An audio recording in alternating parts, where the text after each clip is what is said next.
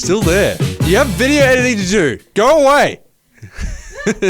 Hello, everyone, and welcome to an episode of Thermaltake Australia's gaming and tech podcast. It's just myself, Taylor, and Gillian. Hey, guys. Just us today, as we're just back from Christmas break, and not all of us are back in the office as of yet, so it's just going to be us two for today.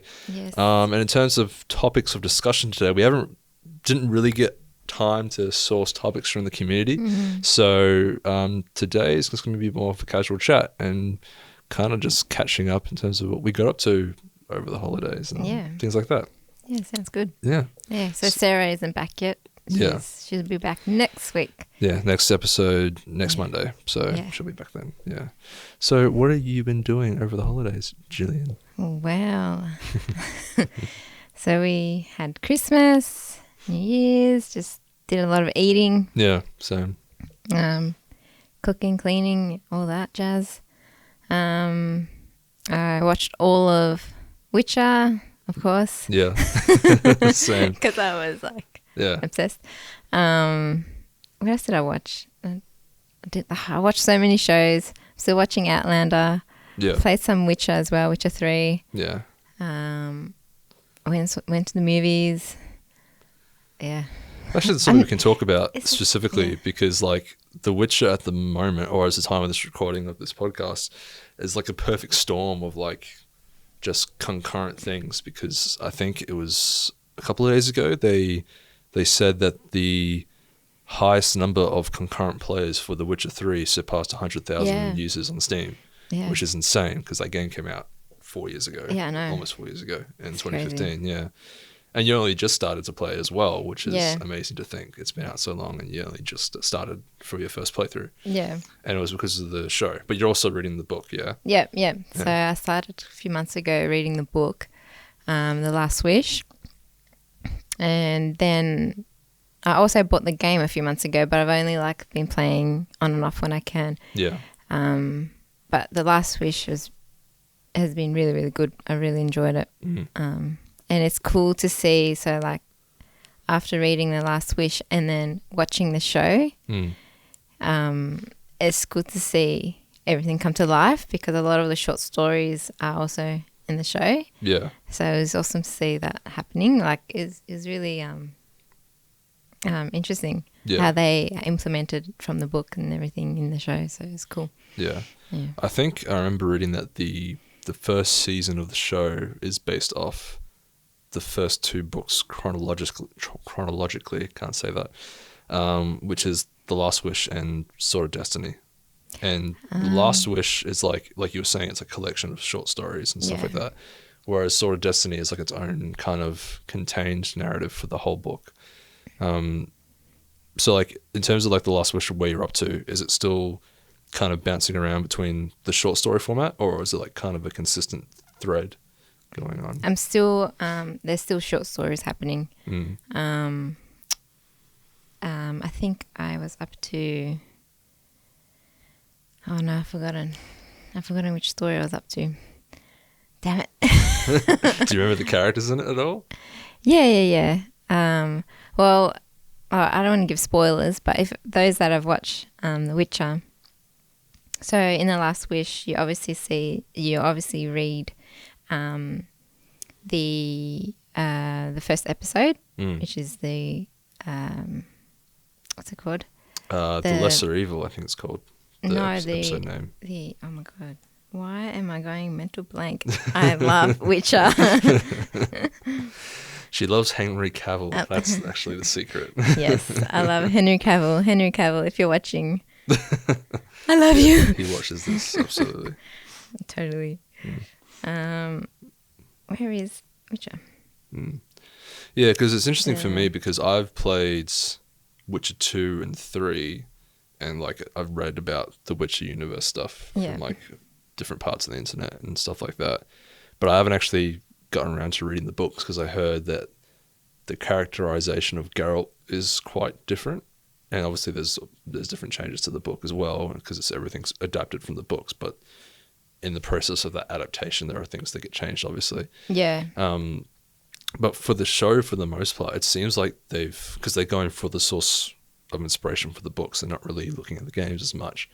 It seems pretty consistent to what the games envision as well, except for the Nilfgaards. I'm still not happy about how their armor looks. Yeah, the costume. Yeah, I've been looking at now because you mentioned it. Yeah, I keep looking at their armor, and I'm just like, yeah, because look at the now, armor of the Nilfgaardians in the game. It's like, oh my god, this armor's different. awesome. Yeah, yeah, because it's like gold and black. Yeah, and like in the show, it's just like this wrinkly black. It's like No. Yeah, I wonder why they didn't put gold and black, or like I don't know, I didn't get it. Oh yeah, so it's not. Yeah, so you're right. It's the end's beginning.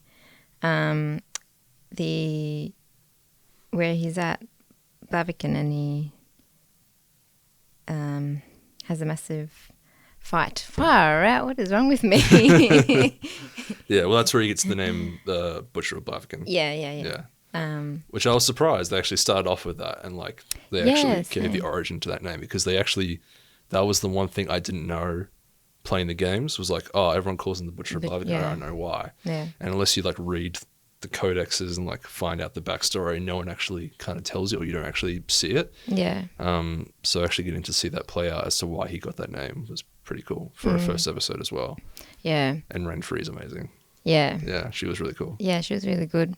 Obviously, the book was a bit different to how they meet and how he gets to the town and everything. But it's really, really good how they've just compacted it all. Yeah. That was really interesting. Yeah, I really like Renfrey too. I think she's a really good character for it. And also, I think we were talking about it, about her men, how we thought. Did we talk about it? How we thought, like in the book, obviously the men are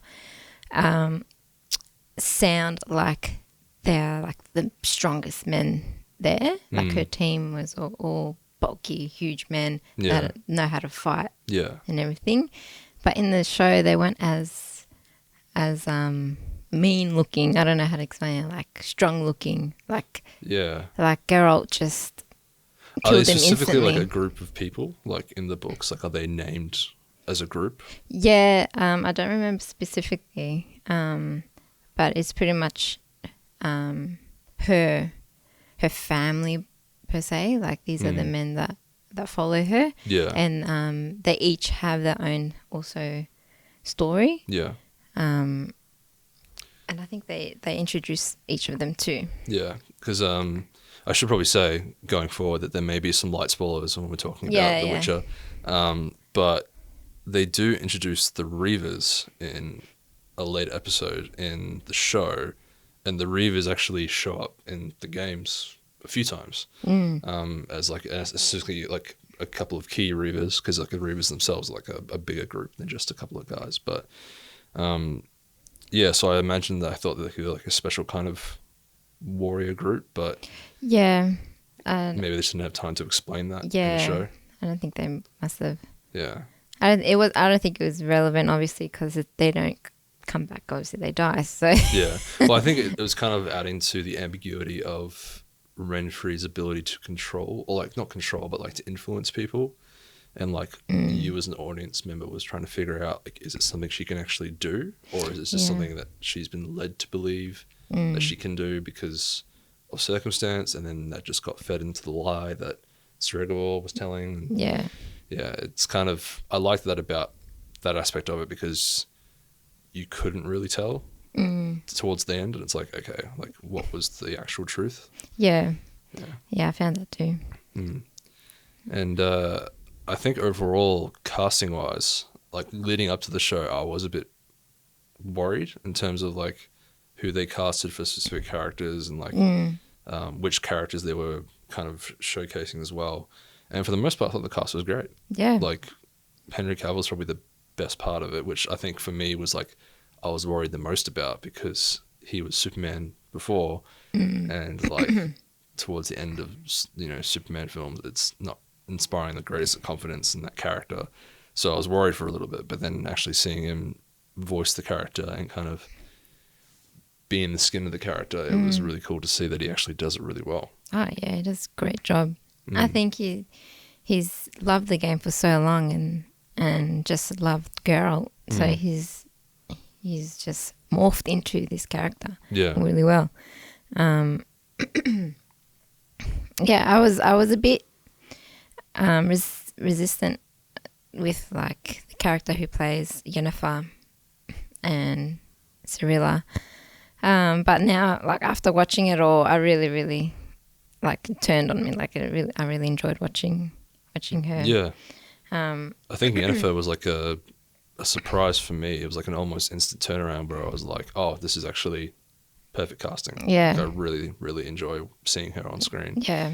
Ciri as well. Like, because like Ciri was an odd one because when you first see her in the games, she's like a fully grown adult woman. So it's like a completely different character, to be honest. So it doesn't make sense to be like, oh, she doesn't look the same. It's like, well, she's younger. So it makes sense that the person's going to look different. Yeah. So that I wasn't as like cautious about. I was just like, oh, well, this is different. This is a different time in the story. So it makes sense to have someone different. And yeah, for where she's at in her part of the story, Ciri's great. Character. And it makes me excited for where they're going to take her for next season and also for the seasons leading on, because that whole arc is really interesting. Like seeing where she'll end up maybe in the next, 2 to 5 years will be really, really cool. I do hope she has more of a presence, as in, I found like she was very quiet. She was shown in the shows, but she wasn't talking much. Obviously, because she's young and she had no idea what was going on and she's trying to find her destiny. But I do feel like I hope next season there'll be more of more showing of her life and her getting more involved, and because obviously they show Geralt like the most, which is the greatest, but and they showed Yennefer quite a bit, but I feel like you couldn't really see Cirilla's, I don't know, like her character coming out, like her personality, her I don't know. Well, that was kind of the main sort of through line, or the through lines of the show, was that you had Geralt's story, you had Yennefer's story, and then you had Ciri. Yeah. Almost like the three main characters of the entire saga, and kind of establishing where they've come from and how they've kind of grown as people. Yeah. And that's kind of to do with like the whole timeline as well, like the way they talk about it and the way they show it in the show is all over the place. So like when I was first watching it, I was confused as to like, oh, they're redoing this episode from a different perspective, but it's actually in the future, and the first episode was in the past, even though they cut 2 different time periods in the same episode, so it confuses you where you are in the timeline. It was confusing at the start, but then after you kind of understand what's happening, you get to see, okay, this is all how it just blends and joins together. It does make it harder when like 2 of the main characters don't age. So you can't tell that time has passed because they look exactly the same. Even like some of the characters that do age, it's like because it's not as long of a time period, like it's like 10 or 12 years. They don't look aged up enough to really, like, maybe their hair's gone grey and they have a bit more wrinkles, but that's about it. It's not like a drastic shift to give you, oh, this is a signifier that time has passed, like a considerable amount of time has passed. I think they mostly just used just the lighting of the filming and everything. I think they try to use that just to show that it was older or in the future. Or I think it's also you have to give credit to the acting as well, because there's like a difference in character in terms of their posture and the way they speak. Like when you look at Yennefer from, when you first see her to when she's like been a sorceress for like 20 centuries, years. It's like completely different in terms of tone and in terms of how she conducts herself in a physical space. So I thought that was, again, the fact I love watching Yennefer on screen so much was like because like she was able to pull that off so seamlessly. She did it really well. I was also thinking the same thing. I was like, is this the same person? Like it just felt like a completely different person within the show, so it's good. Did you see any characters that did you recognize most of the characters, or were there some characters that showed up that you've yet to kind of meet in the books or in the game that you've got questions about? I haven't really. Obviously, the Nilfgaardian. What's his name? The main. Oh, the captain. Yeah. Yeah, I don't know who he is either. I think he's forgot more his specific name. to the books. Yeah, he is. Well, in the books, supposedly, he's known, like he's talked about, but his presence isn't really shown. Yeah. That's what I've read. Yeah. But in the show, obviously, he's shown quite a bit, which is kind of, they need to do that. They have to do that. I'm interested to see who plays as the Emperor, because they haven't shown him. Yeah. Yeah. They actually refer to him by name in the show. Yeah, they've only said They just Emperor. call him the White Flame or the Emperor or the Usurper. Yeah. They don't actually call him by his name, which I thought was interesting. Yeah. I don't want to give any leaks. Well, there's multiple emperors, so it's like it's a bit hard, but yeah. If you've played the game, if you played the most recent game, then like it's Obviously, people know, yeah. But if you haven't played the game, then you'll be like, "Who's this? What are you talking about?" Yeah. But that's cool. Like that's also going into the backstory of how the Nilfgaardian Empire kind of came to prominence as well. Yeah. That is another thing too. I do think that in the context of the show, I'm not sure how it is in the books, but in the games, like Nilfgaard's, because like with The Witcher, it's kind of a bit like Geralt for the games. Obviously, is the main character, but his story kind of intersects with other major plots that don't really concern him, but he somehow finds himself involved. Yeah. And that's kind of what I like about the stories, is that he's just there, and like the bigger narrative isn't about him, but he's just there in the background kind of doing stuff or like helping out. Yeah.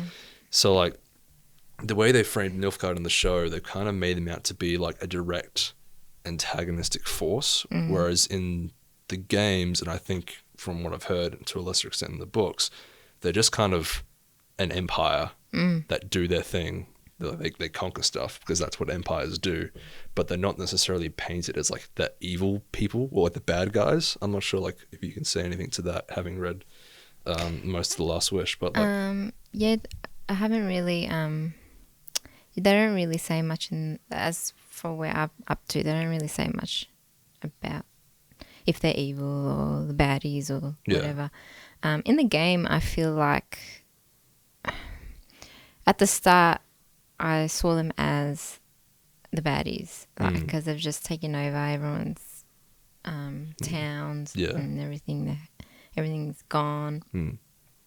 But they're still there around people. Yeah. And like Geralt's obviously traveling around, and they're still okay with everyone. Well, like for the context as well, with the games, from the very first Witcher game that came out in 2007 on PC, that takes place after the very last book.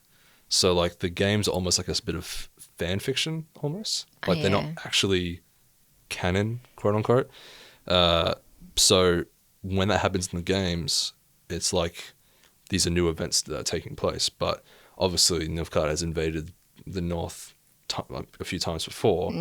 But it's interesting to see that in the games, when they do invade the north and they succeed in that context, that the aspect of life in the north that they've taken over is just going back to kind of normalcy. It's not like, the Empire's taken over and everything's bad. It's just like, oh no, it's just Nilfgaard owns it now. Yeah. Generals protect us and stuff, and that's about it. Yeah. I think one of the early quests in The Witcher 3 is like one of the captains there is like talking with the farmer. And he's like, oh, have you got grain to spare for the army? He's like, yeah, I do, but only this much. And he's like, okay, well, I'll take half. So he's actually like being nice to them and like looking after them. But then obviously there's a bit of like a dark side to that as well. Yeah. But yeah, like I was finding it interesting how they're kind of painting Nilfgaard to be this kind of evil thing. Yeah, in the show I feel like they are. Yeah. Because obviously they kill a lot of people. Yeah. I wasn't going to say what they do just in case no one's watched it. Yeah. But yeah. Like even the other kingdoms though, are like again, in the games and in the books, the other kingdoms have done horrible stuff as well. And like there's different arcs and stories that go into those kind of minutiae. And that's kind of the whole thing with Geralt again, is that he's not really tied to any one nation or kingdom, so he can kind of bounce around and do whatever. he's got no allegiances to that kind of thing. Yeah. Mm. Yeah, so how long were we talking about? I have Witcher? no idea. 20 minutes? Sorry, Oh, guys, God. we're just rambling on. This morning we were talking ages about Witcher and stuff Yeah. as well. Because we haven't seen each other for like, Yeah. I don't know, 2 weeks or something. And we're like, The Witcher came out like just before or just after we went on break? Yeah, just before. Yeah, just before. Yeah. And we were like super hyped for it. Yeah. But we can move on probably and talk about games, specifically video games, for 2020 in terms of what you're looking forward to playing and like what you're interested to know more about. Because I know you do play games, but you're more kind of focused on the first person shooters, centric stuff, the competitive stuff. Yeah. Like Battlefield and Halo and that kind of stuff. I'm kind of more broad. I like kind of dip my toe in a bunch of different genres that I kind of find interest in. Mostly RPGs is my kind of thing. But no, like, have you seen anything as of late in your wheelhouse that you're kind of like gunning to play, that kind of thing? Not really. I probably have, but I've just haven't really looked into it as much. Just because with everything holidays and that, I haven't really had the time to geek out and just look what's happening for 2020. It doesn't even feel like we're in 2020. No, it doesn't. January's always weird like that. Yeah. It's just like, it's 2019 plus. Yeah, it is. Like, it's just so weird. I don't feel like in the new year. There probably are some games that I was looking forward to, but I've just gone mental blank. Yeah. There's actually quite a lot, like not even ones like I've listed here, but like, because these are the ones I wrote down just before we started recording, but these are just, I think I've got like, 20 odd games listed here, but these are just the ones that have confirmed release dates for 2020, like actually like date, month, that kind of thing. Whereas a lot of the others are like Q1, Q2, or like just 2020. They have like no date, actual months attached to it. But I think the most hyped one I'm excited for going into next year is probably Cyberpunk. I was just about to say Cyberpunk. Which is also CG Projekt, which is The Witcher. Yeah. Would that be something you would actually give a go after playing The Witcher 3? I think so. Yeah. I've been talking about it with Billy because he wants to get it. So he might buy it and then I might see from there. Play. Just like check it out at the beginning. Yeah. And see how it goes. Yeah. But yeah, I think I remember they were saying that you need certain specs for your PC to be able to play it. So I'm a bit worried. I think I read somewhere that it was like a minimum for like a GPU. Well, not minimum, but I think recommended was like a 1080 Ti. Yeah. For recommended specs. Yep. Which I think is insane. I know. Yeah. I know. And Billy doesn't have that. I don't have that. So might have to see if we can. Yeah, I think it might be a console game for me. Just so I can get a consistent frame rate. Yeah. And see what it's like. But I remember Cyberpunk's interesting for me because it was kind of a thing that like I discovered and then forgot about completely. And then it came up again. I was like, oh, this is actually a thing. Because I don't know if everyone remembers, but they revealed that they had the license for the IP because it's based on a board game from the 80s. They announced the game with a CGI trailer in, I think, February or March of 2013. Yeah. I remember sitting down at my school's computer library watching the trailer in my final year of high school. And now I'm here and I'm going to play it in like 4 months. Yep. That's crazy to me. Yeah. Everyone's just been waiting patiently. Yeah. And like, I think obviously for context as well, they weren't working on it at that time, like when they first announced it, because I think people don't realize that when they announced that trailer that Cyberpunk 2077 was a thing they were working on, they hadn't released Witcher 3 yet. Because that was 2 years before that game even came out. Yeah. So Witcher 3 came out in 2015, and then they had the expansion, so that came out 2016, and then I think maybe later half of 2016 or 2017 was Blood and Wine. They were full-on expansions, like 25, 30-hour expansions. Yeah. So they weren't actually full horse kind of until like you would say 2015, 2016 after they shipped the main Witcher game. So they're I don't know how realistically you can say how long they've been working on it for, but it wasn't the full 7 years it's been since 2013. No. That's for sure. Yeah. But yeah, like the fact that it's coming out in I think March, I think it was what they said. Yeah, I think so. That still seems unrealistic to me. Yeah. It feels like it needs another year. Yeah, it feels like they're gonna just like psych tell us nah, it's coming out next year. Yeah, it is kind of a dream come true though, in the sense that it is coming out in 2020 because I think the original tabletop game was called Cyberpunk 2020. Yeah, I wasn't sure. Yeah. It is, isn't it? Yeah, Yeah. I think it is. Yeah, or like one of the manuals of the versions of Yeah, the role-playing game. But yeah, it just makes so much sense to come out at that date. Yeah. Yeah. It's going to be so good. Yeah. Hopefully. Yeah, hopefully. Yeah. Yeah. I think from what I've seen and like how they've controlled the messaging quite a lot. Like they've really maintained the narrative and at setting everyone's expectations as well. Like they're controlling that kind of hype cycle. Like they're keeping it high, but they're also keeping it measured. So like they're kind of riding it as it's growing and not letting it run away from them. Yeah. Which I think is really important, especially in today's age. But in terms of other games, do you remember when I told you about that game, Gods and Monsters from Ubisoft? It was kind of like a Legend of Zelda, Breath of the Wild type game, but it was like Greek mythology. Yeah. And you hunt down griffins and stuff like that. Yeah. I remember. That's coming out in 2020. Oh, okay. So that one doesn't have a confirmed release date as of yet. But that was, I think, was revealed at E3. Maybe it was last year, 2019 or 2018 at the earliest. But no, that looks super cool, especially for the art style as well. It's like kind of a pastel kind of thing. Yeah, I was going to say, it's bringing back memories. Yeah. Yeah. Cool. There was actually another one as well. This is a bit more niche, but maybe you'll find it interesting as well. It's a top-down kind of detective but thriller game. I don't know how to describe it. It's called 12 Minutes. And it's basically a game where you're a husband and you have a wife and you're in your apartment. It's a very small, like shoebox-sized apartment.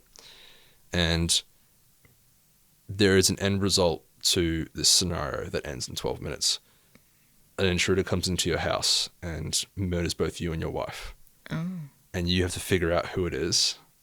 And the only way you can do that is by replaying the same 12 minutes every single time. Oh. So the game basically takes place in this one apartment room, and you have exactly 12 minutes from when it starts to when the incident happens to basically try as many things to figure out who is the person that is attacking you, essentially. Oh. Yeah. So it's kind of like a bit of like Edge of Tomorrow, like Groundhog Day, like trying to piece together the mystery by basically trial and error and just trying to like repeat it as many times. But the thing is, I think with the game aspect of it is that the main character himself is reliving it each time. So the trauma of each time is kind of layering on top of him. So the more times you do it, the more, he gets erratic and like says the same things over and over again. And like, it gets more stressful each time. Yeah. So it seems really, really intriguing to kind of like thread that narrative and kind of see how that works out, especially from like a gameplay standpoint, because you have such a confined space. It's like, what do you do within that play box, and like how do you discover? And how do you from what perspective do you see? It's top down. Yeah. So you just see the layout of the apartment. Yeah. And the two characters. Yeah. And then you have the full 12-minute time, and at the end of those 12 minutes, you have the intruder that comes in and then kills you. Oh my gosh. Yeah. That'd be cool. Yeah, it's like it's interesting. There was quite a few games from last year's E3 that were like that kind of time games where like there was a time limit and you had to do a certain number of actions within that time. Yeah. But yeah, in terms of other ones, for me this is a personal one, but Resident Evil 3 got announced I think last month, a few months ago. That it was getting a remake, and I loved Resident Evil 2 remake, especially on PC as well. If you guys haven't played it, it is a great PC port. It like runs well on any hardware at all. Like if you've got a decent setup, you can run it easily. And that's even goes for saying for any game that uses the RE engine, like Devil May Cry, RE7 as well, the first person version of Resident Evil. It runs great. And I just think as a horror game as well, it's so good. Yeah. So I missed out on those games when I was a kid because I was obviously like very young at the time. But the original games on PlayStation and PlayStation 2, I never got a chance to play them. So getting to play them at a higher visual fidelity and kind of see the intended vision of what they wanted to be is like really cool. Yeah. And I think if they continue to do it, I don't know if they'll do RE4 because RE4 has kind of been remade and remastered a bunch of times. But at least for these two that have kind of aged a bit less gracefully from their original games on the PlayStation, it looks really good. Yeah. It's really good. I'll be too scared to play it. Yeah. Have you not played any Resident Evil games before? No, I've just watched from when I was really young. Yeah. And I'm too scared. Yeah. I'm a pussy. Gillian. Sorry. So like have you not played any kind of, do you not really enjoy horror games or horror movies or anything like that? Not really. Yeah. No. I like I watched a bit of thriller. Yeah. And like fantasy kind of thriller. Like movies or shows. Yeah. But game wise, I'm even scared playing The Witcher. Like that's how weak I am. There are some scary parts. Like I think anytime you have to face a werewolf in a cave, that always freaks me out. Yeah. And it's just like I'm always scared something's just gonna pop out and scare me and but after I think it was I forgot what it was called. This old ghost witch, I don't know what they were called. In the tunnel, in the water. Wraith? Yeah. I think it was a wraith, yeah. Even that, I was scared. And then once I saw what it looks like, I'm like, oh, this is all right. Yeah. Like, why am I so scared? I'm such an idiot. Yeah. It didn't look too bad. And so now I'm okay. But, yeah. Even when I used to play Tomb Raider, I was a bit scared of certain parts, like things just coming out of nowhere. Yeah, like, I think it's like the edge when you play those games as well. Yeah. Like I remember playing the original Halo and I was scared to leave the dropship on like when you actually get on the ring planet and it's like, all right, Chief, go out and explore. And it's like, no. I want to stay in the ship. Yeah. Because like all your buddies, all your Marine buddies are dead. Yeah. You're the only one who survived. I know. And it's like, all right, this dropship has like a bunch of ammo and med packs that you can stock up on. And I'm like, yeah, cool. Well, I'll just pick that up and I'll just hunker down here and wait for pickup. Just wait around. Because as soon as you leave and you go across the bridge, the Covenant come and drop like aliens down. It's like, oh no. Yeah. Yeah. Yeah. Too scared. I think the one for me that was like not traumatic, but fairly traumatic that I still remember it to this day is BioShock. I went over to a friend's house one time and we were playing and he's like, oh, do you want to play this? And I'm like, oh, what is it? It's called BioShock. And I'm like, oh, I've never played it, but yeah, sure. And it was like that time of the day where the sun was going down. So it wasn't nighttime when I went over to his place, but it was like getting to that stage. And he got called away to do something from his mum. And he's like, oh yeah, you just play. And I'm like, okay, cool. And by that point, the sun had gone down completely. It was just like dark and we didn't have the lights on in the bedroom. So I was just playing by myself, not really knowing what to do and like what was going on. And then I forget the character's name from the game, but it's the dude who's like the plastic surgeon in Rapture. So like he wants to make people beautiful. Like that's his obsession. Like he wants to make the most beautiful person ever. Yeah. So like when you go into his office, he's like doing surgery on a patient and he's like going, like he's like talking to himself, like saying, oh, I'm making the beautiful person. But then he like stuffs up. And he screams and he starts like killing the patient because he's like, oh, I stuffed up. I hate you. I hate this. And like, I'm like just like crouched down behind a wall, just like freaking out. I'm terrified. I think I was like 10 or 11 at the time. And I didn't realize, but like he knows where you are like automatically. So if you like move slightly or knock something over, he goes like, you, and he turns around and looks at you. And I'm like, I threw the controller and ran downstairs. I was like, no, No thanks. It breaks the controller. Psycho doctor, no, thank you very much. Oh gosh. But I never actually played. I think that stopped me from playing Bioshock for like the longest time. Yeah. I still haven't played it to this day. Yeah. See what happens when we're young and we get scared, and like it's still in our brain Yeah. that we're still scared. But it was like so impactful, and that was kind of Yeah. the cool thing about it. But like, yeah, like the mystique around the game, and also like having grown up since then, and obviously hearing the talk about it being a really great game in its own right. I want to go back and play it, but I don't want to go to that moment. Yeah. It's just like, no, I don't want to do that. 10-year-old Taylor just like,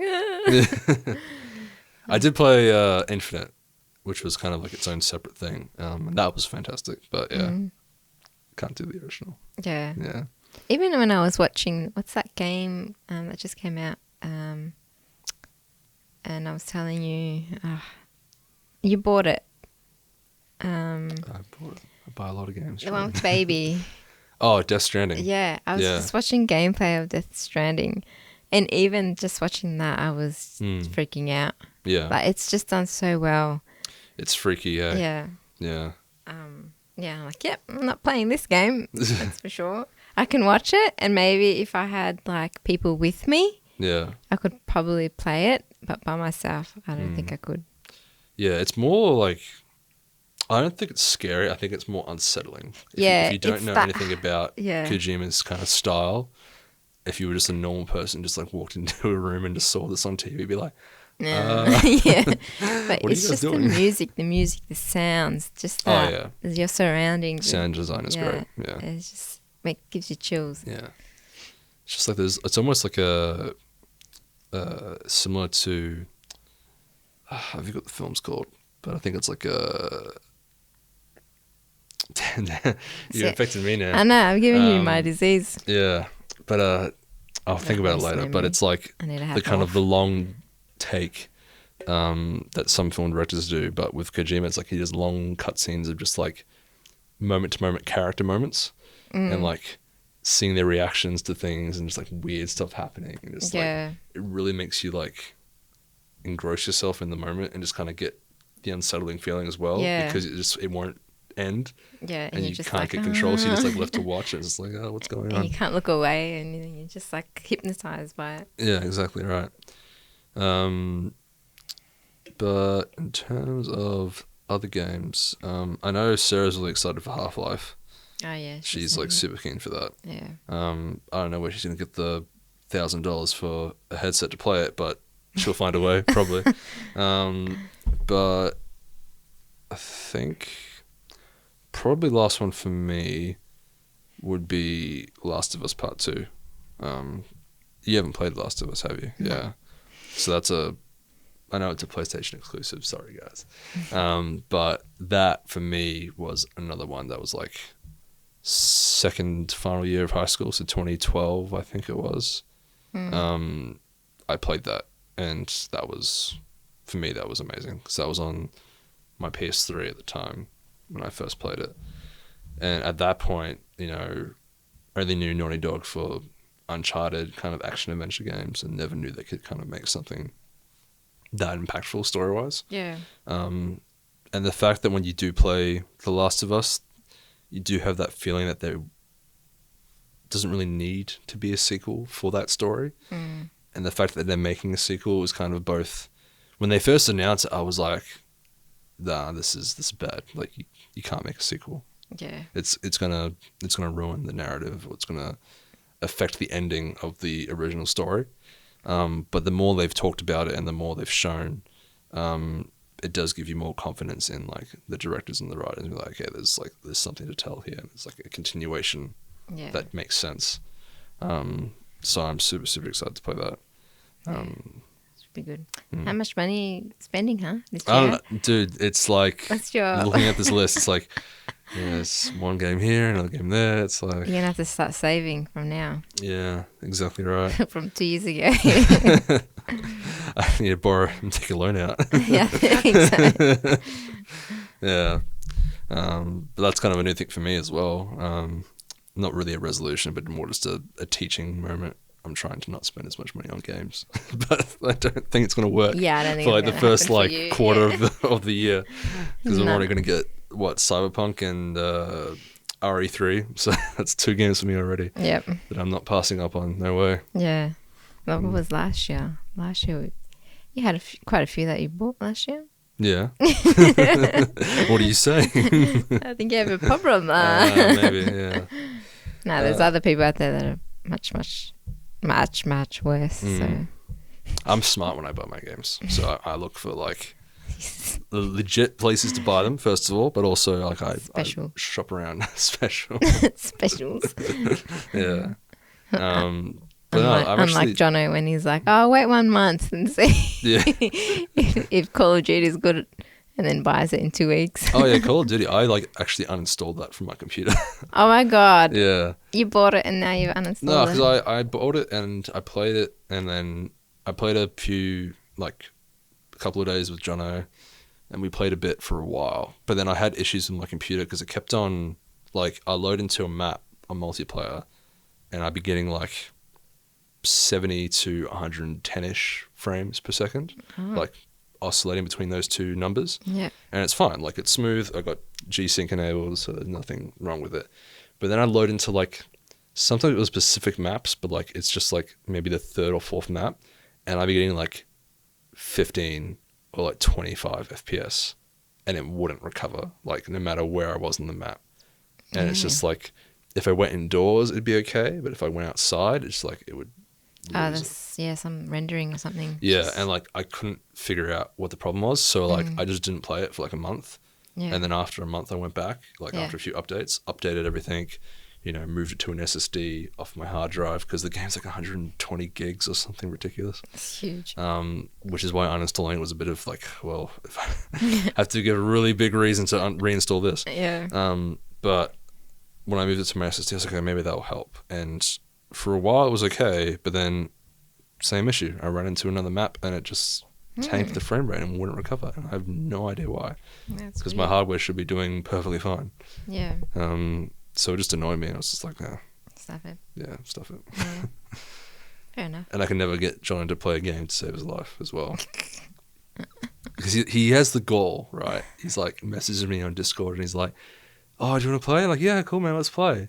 And like, I'll load up and I'm like, Jono? And he's just gone. And I'm like, all right, well, so much for that. So I'll play by myself for like half an hour. And it's like, well, he still hasn't come online, so I'm going to bed. And then he reappears and messages you, where'd you go? Yeah, he goes like on 2 a.m. 1 hour. It's 2 a.m., where are you? He's like, well, I'm asleep, man. All right, Jono. Yeah. But I do want to get back into Apex, actually. I've been away from Apex for a few months now. Yeah. Because Call of Duty got in the way, and then other stuff I was playing. At the moment, I'm actually playing Horizon Zero Dawn, which is a PlayStation game. It came out like a few years ago, but I never got around to playing it. So over the holiday break, I was playing it. Yeah. Tried to finish it before we came back officially, but I still have a little bit of a ways to go. Yeah. But I think I can smash it out in like a day or two. So, yeah. It's so good though. Yeah. I love it so much. Oh, that's good. Yeah. Oh, good. Yeah. Yeah, I've only been playing The Witcher, and I just updated Battlefield because I hadn't updated it for ages, and also Star Wars updated as well.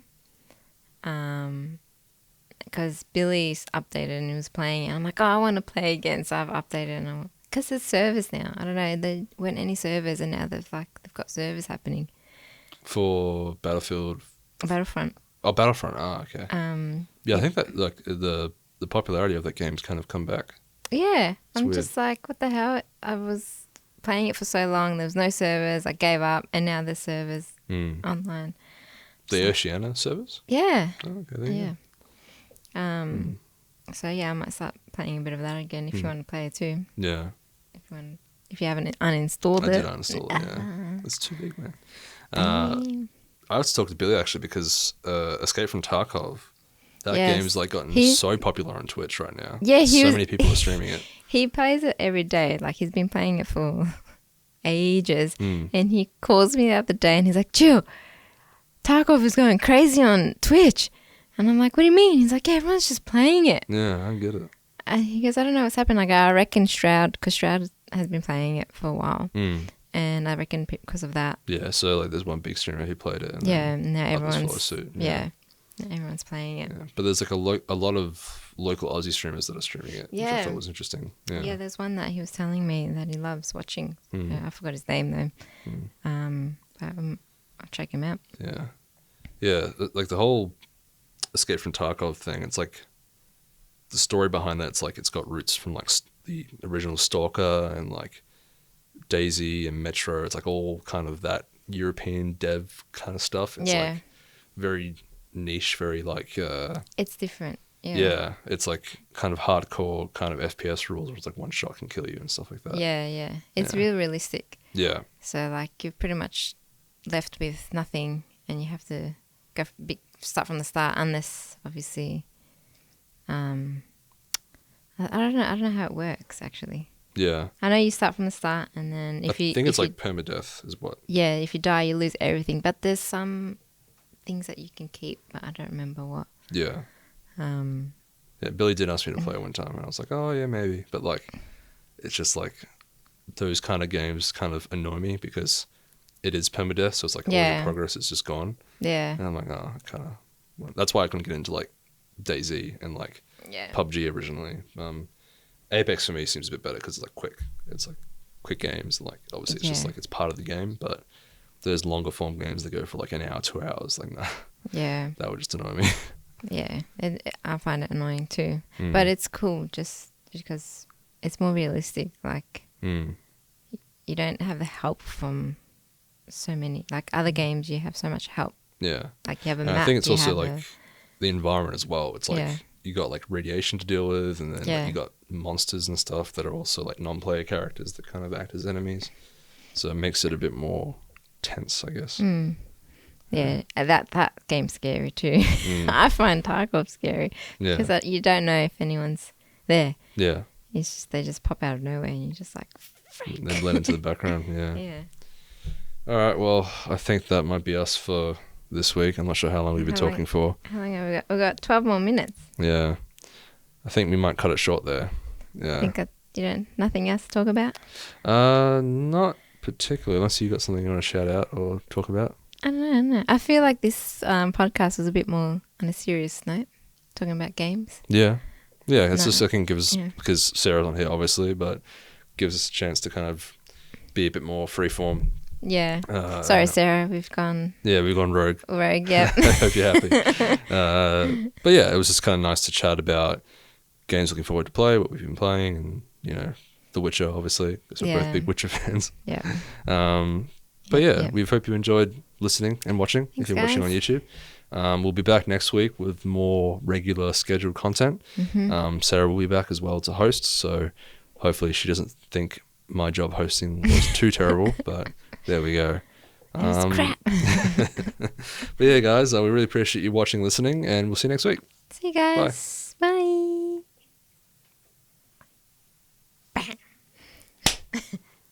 Clap, think.